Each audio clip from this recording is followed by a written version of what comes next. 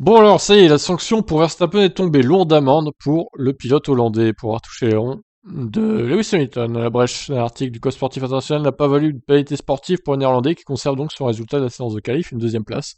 Mais il devrait s'acquitter de 50 000 euros d'amende quand même. Alors pour eux, c'est 5 euros, hein, mais bon, c'est quand même beaucoup.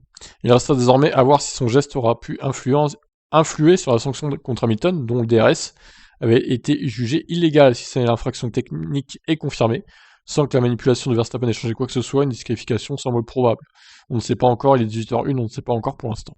Les commissaires ont entendu le pilote de la voiture 33 et l'équipe représentante Red Bull. Les commissaires ont également examiné une vidéo de fans prise de l'autre côté de la piste, une vidéo de visiosurveillance prise depuis la voie des stands et les images de la voiture d'Alonso, de la voiture 33, de la voiture 44 d'Hamilton et de la voiture de Bottas. Au total, ces vidéos ont donné une image claire de ce qui s'est passé en parc fermé à la suite de la séance de qualif. Verstappen sort de la voiture, puis se dirige vers l'arrière de sa voiture à lui.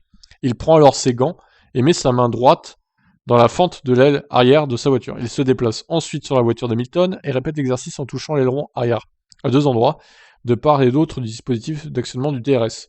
Mais sur la face arrière inférieure de l'aile, dans la zone de la fente et jamais à proximité de l'actionneur ou des points de fixation de l'extrémité.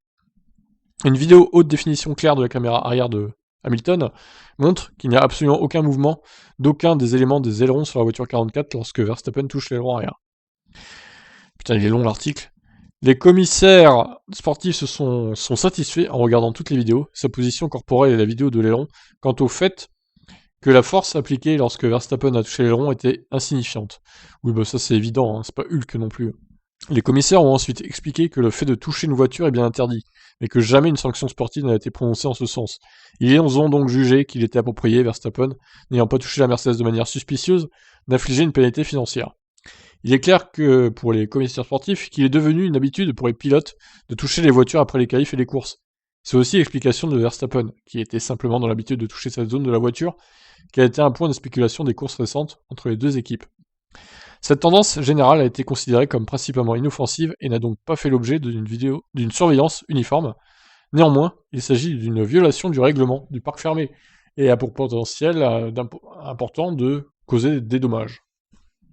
Considérant qu'aucun préjudice direct n'a été causé en l'espèce de l'avis des commissaires et qu'il n'existe aucun précédent de sanction pour ça, d'une part, mais qu'il s'agit d'une infraction au règlement et qu'elle peut avoir des conséquences graves, les commissaires décident d'infliger 50 000 euros d'amende.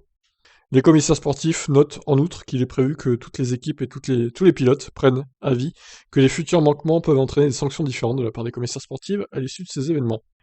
Donc ça pourrait très bien être d'autres pénalités financières plus grandes, ou alors un déclassement du pilote. Bon.